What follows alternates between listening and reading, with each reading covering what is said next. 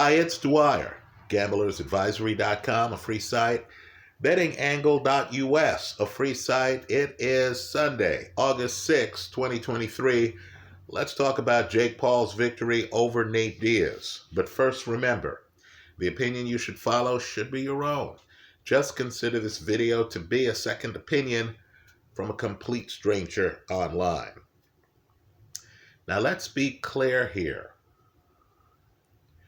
We live in a world where Gervonta Davis versus Ryan Garcia got a bigger pay-per-view number, yielded bigger dollars for the fighters than did the Terence Crawford-Errol Spence fight.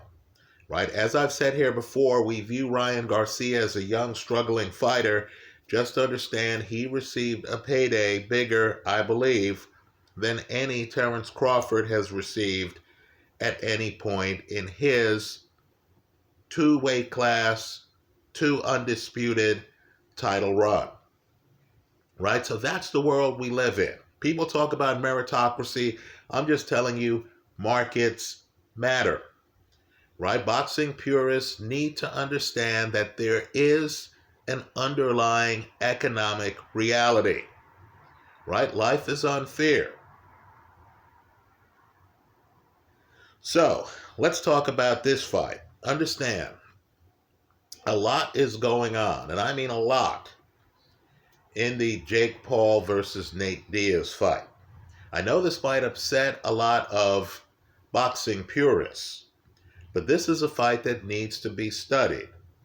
This was a highly strategic fight, right? Just understand the event. Now, we understand that Shark Tank is a show with a lot of ballers, right? A lot of people who've been very successful in business, people with net worths that far exceed that of many of the popular celebrities. Right? Understand, the real money often is behind the scenes. The real influence often is behind the scenes. The real market power is often behind the scenes. So here you have this Jake Paul, Nate Diaz event taking place at a Mark Cuban venue. Right? Cuban, for those who don't know, is a major player. He owns the Dallas Mavericks. Well, the event headliner is Jake Paul. Jake Paul is a mogul at 26 years old. Now understand, most moguls hide and try to fit in. You didn't hear about Elon Musk when he was 26, did you? Right? Most moguls need to be corporate because they're trying to court corporate money. Right? Hedge funds need investors, folks. The entrepreneurs who are trying to interface with investors during Series A funding, they have to look like they understand what the investors want. Right? Most of these young moguls are trying to fit in. Now here, Jake Paul is not corporate. He is a showman, creating and selling a show that includes his persona. It includes early stage investments he wants to advertise. So as you look in the ring, you're going to see that BETR, Better, a company that Jake Paul has a huge ownership stake in, is one of the advertisers for the event. Understand, the event is really a conduit toward Jake Paul's building of his business empire. Right? And understand, to make this work, he has to pick credible opponents. Now, understand how hard this is. Jake Paul, as I make this video, doesn't have 10 pro fights. This is a guy who was a YouTuber who decided, hey, I'm going to extend my brand. I'm going to have some fights. I'm going to try to attract some people. And to do so, he needs to pick someone who has credibility, who the fans believe in, but who also has very limited experience in professional boxing. In other words, Jake Paul can't go out there and pick Gervonta Davis, right, who has a lot of market power, but who is too good a fighter. Right? Jake Paul has to pick someone who the fans feel is like Jake Paul. In other words, he's serious, he's driven, he's learning the sport, and he's going to give a big effort. Now, let me just say, and I know today, the morning after, there are a lot of critics out there. There are always critics. You always have to think that 20% of the crowd, at least, is going to be hating on you, right? But just understand that Jake Paul picked a great opponent here, Nate Diaz, right? Looking back, you realize he was the perfect opponent. Now, let me just say that fans know that Nate Diaz is a great warrior. He is a guy who fights through blood. If you've watched his MMA fights, you'll often see him bleeding around the eye area. And still, he's undaunted. He's going through the adversity, trying to win the match, right? He'll deal with pain. He's in it to win it. He's there to outlast and to out-endure opponents. He symbolizes credibility and a work ethic. Now, it's only in the real world that we can look at an entrepreneur, a guy who's building brands, as Diddy likes to say, a guy who is signing the front of checks, not just the back of checks. It's only in this world that we can look at Jake Paul, a guy who is out there creating things, helping create this market of YouTubers fighting MMA guys. And we can say this guy's a young punk. This guy doesn't deserve what he has. Someone needs to teach this guy a lesson. Right? It's only in the world we live in that folks can look at creators and decide they need to be brought down, right? That, by the way, is a common story in life, right? You know, the harder they come, the harder they fall. Many people want to see Jake Paul fall. They thought Nate Diaz would be the man for the job. So let me just say this. At a Jake Paul event, where Jake Paul enters with Little Dirk, the crowd favorite is Nate Diaz, right? The energy and the expectation at the start of the event was at a fever pitch. You only get this at the best boxing events, right? Certain boxing events. Understand, this had more energy before the fight started in the arena than did Deontay Wilder, then unbeaten, heavyweight champ, against Delineal, then unbeaten Tyson Fury. Right? Now, don't get me wrong. That fight for boxing fans had more boxing significance. Right? The heavyweight champ against Delineal for the title. Sure, those guys are accomplished boxers. I'm just here telling you from an event basis, in terms of the excitement of the fans. I'm just telling you that this Jake Paul event had a buzz. Let me tell you too, some fighters are entering the ring and they get booed and they're upset. They can't believe that after all the work they put in, that the crowd would doubt them, that the crowd wasn't in their corner, right? Just understand how different it is from the entrepreneurial side of the ledger. When Jake Paul walks in, the crowd's booing him. I'm just telling you that some entrepreneurs would think to themselves, great, right? Great. That means the crowd's passionate. The crowd's here, and the crowd's passionate. That's what they want.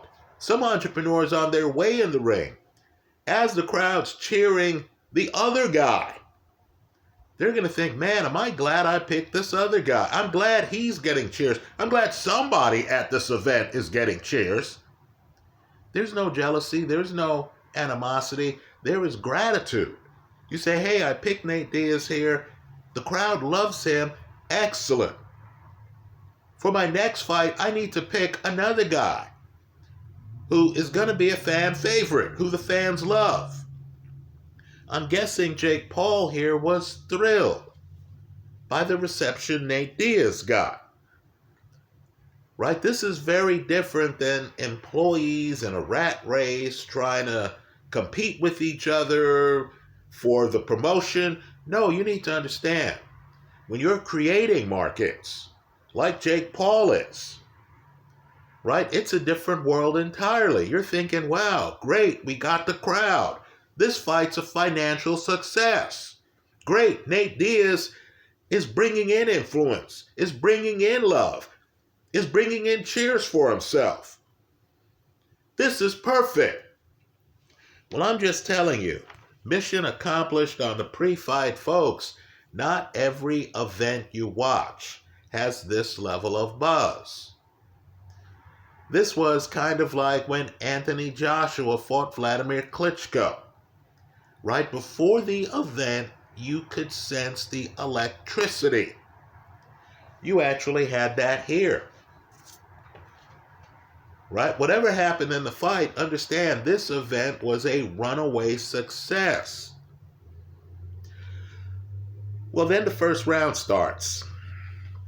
Now, if you were expecting Nate Diaz to have a big punch and to back up Jake Paul and to put him through a firestorm, you were disappointed. Right, folks? Nate's game was very different than that. It was strategic. He's extremely strategic. Understand, he came to win the fight. But I believe he understood correctly that he did not have the punch to run through Jake Paul.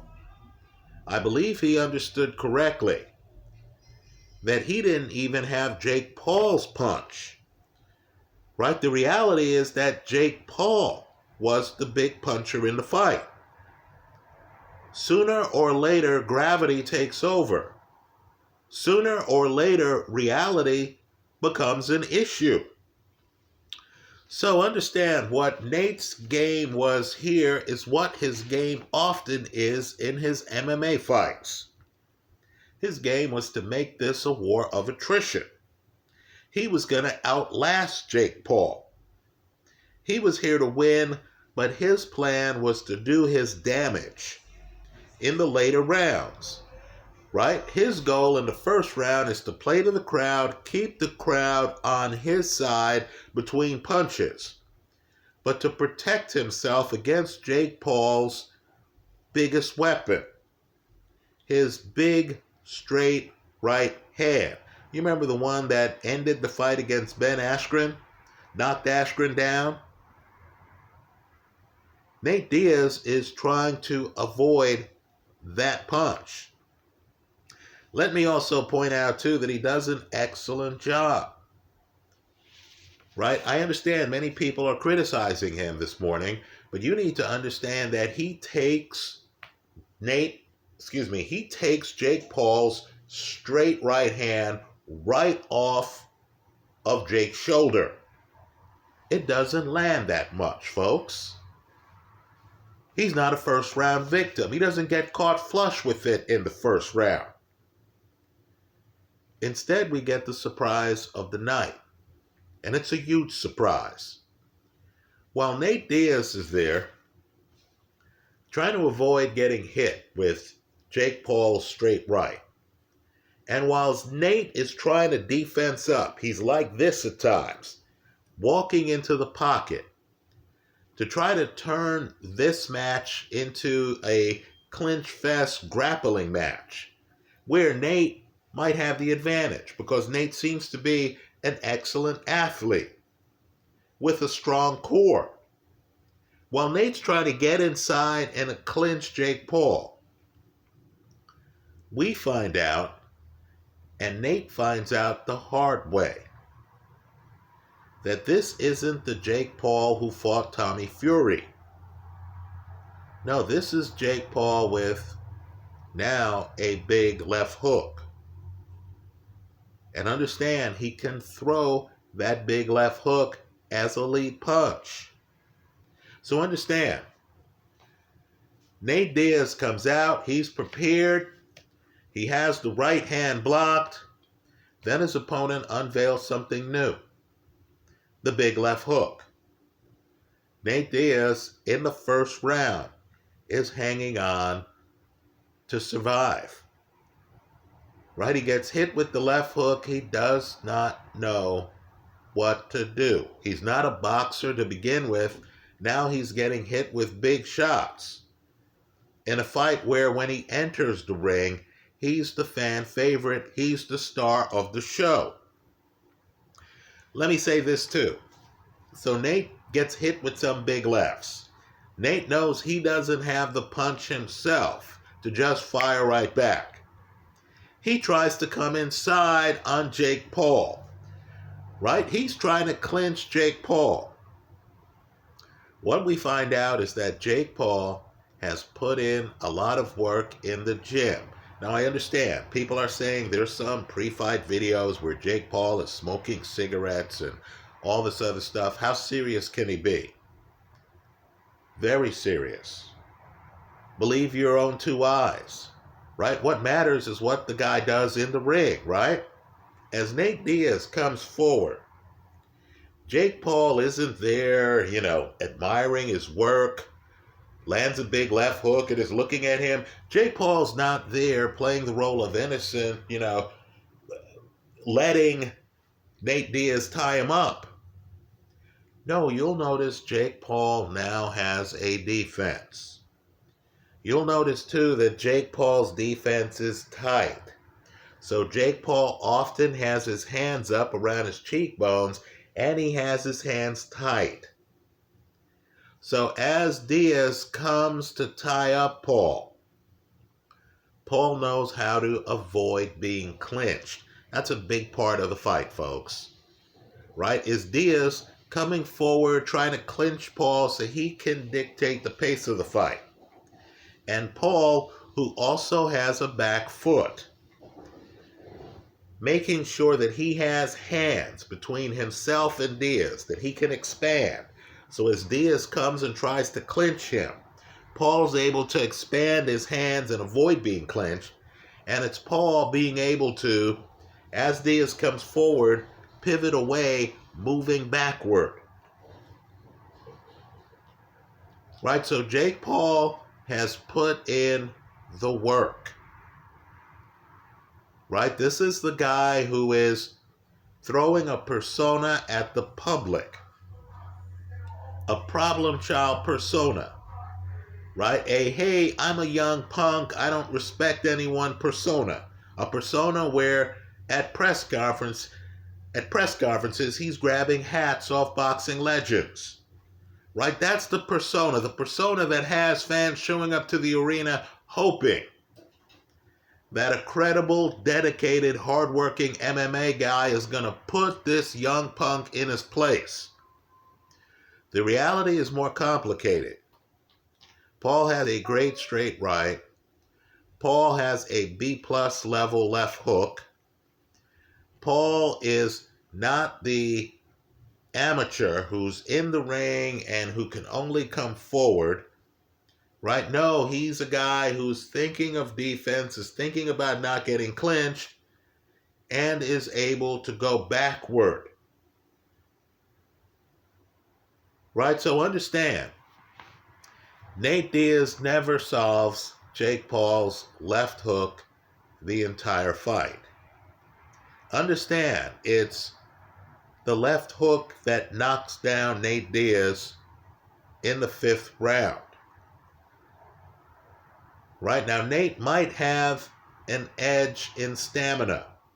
It looks like if this fight were 15 rounds, Nate Diaz would have been able to go 15 rounds. And understand, this was Nate Diaz's boxing debut. He has excellent stamina and he has a great chin. Right? I thought there would be a knockdown in this fight. Excuse me, a knockout. There was a knockdown. I thought there'd be a knockout.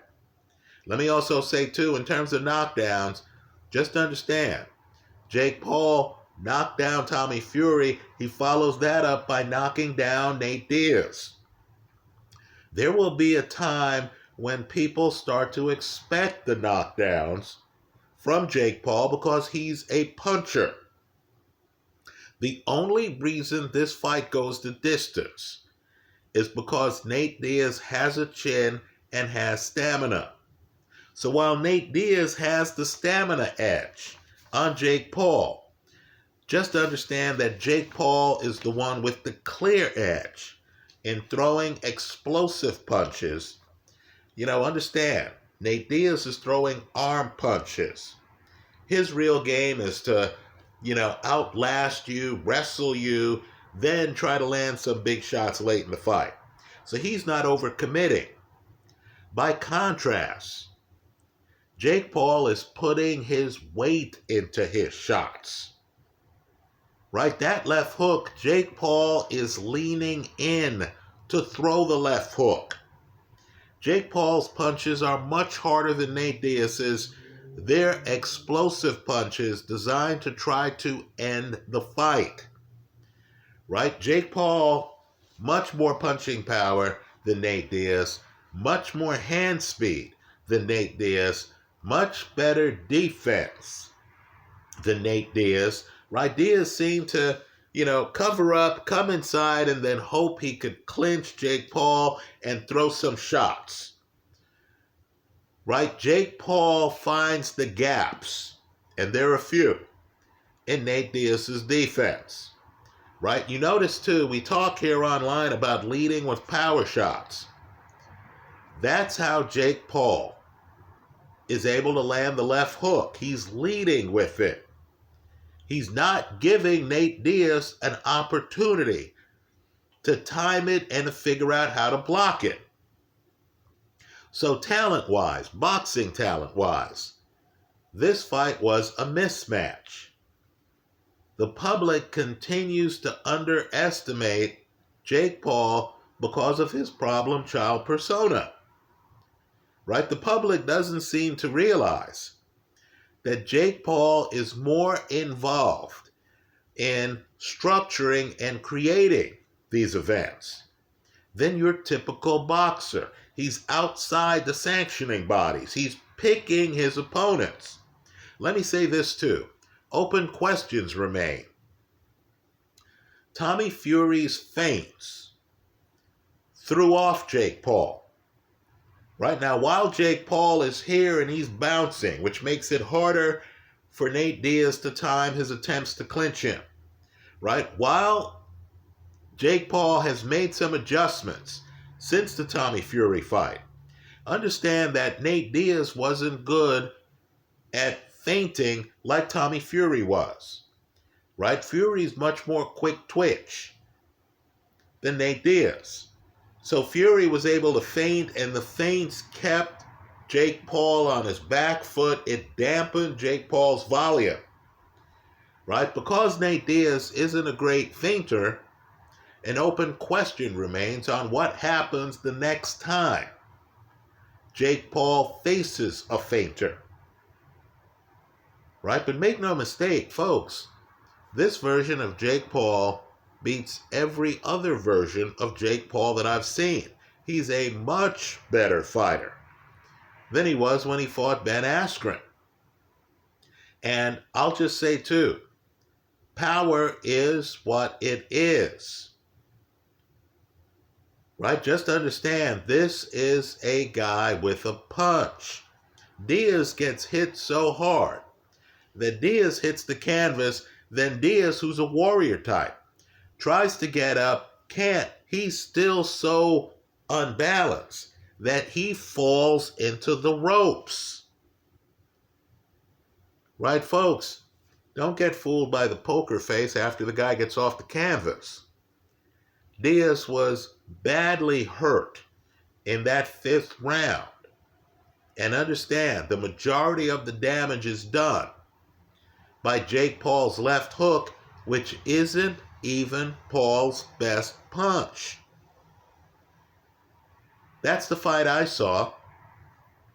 Tell us about the fight you saw. And I understand many people are upset with with Nate Diaz's approach here. I'm just telling you, he was playing the long game. Right? He came to win. He just understood the other guy was the puncher in the fight. Right? Understand, too, this fight had a lot of rounds to it. So, it wasn't a 6-round fight. So he had a reasonable expectation that a guy with less professional fighting experience than Diaz, who has a lot of professional fighting experience in MMA, might wilt as the fight went along. Right? So Diaz came to win. He was just outgunned. That's my take. Let me hear yours in the comment section of this YouTube video. Thanks for stopping by.